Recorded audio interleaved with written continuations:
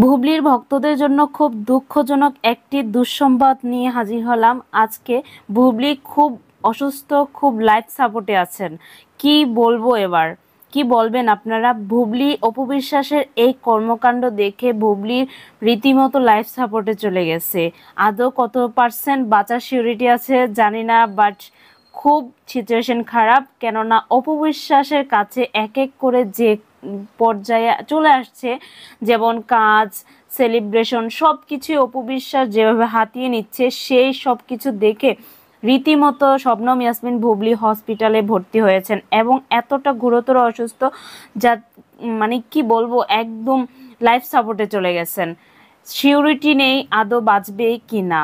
তবে অপু বিশ্বাস একদিকে আনন্দ উল্লাস করছেন, ছোট ভাই বোন যেভাবে আগে রাগ অভিমান সবকিছু বাদ দিয়ে আগের মতন সবকিছু হাসি ঠাট্টায় মজায় মেতেছেন।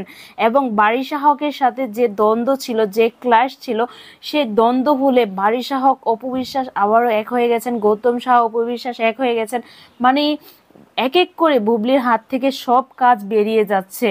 সেই টেনশনে সেই পর্যায়ে অপু বিশ্বাসের এই কর্মকাণ্ড দেখে সিচুয়েশন কন্ট্রোল না করতে পেরে গুরু হয়ে পড়লেন শবনম ইয়াসমিন বুবলি। তাকে খুব দ্রুত ইমার্জেন্সি ভাবে বড় একটি হসপিটালে ভর্তি করা হয় এবং সেই হসপিটাল কর্তৃপক্ষ জানানো হয়েছে যে বুবলি খুব খুব অসুস্থ হয়ে গেছেন, লাইফ সাপোর্টে নেওয়া হয়েছে। তাহলে বুঝতেই পারছেন কেনই বা যাবে না বলেন।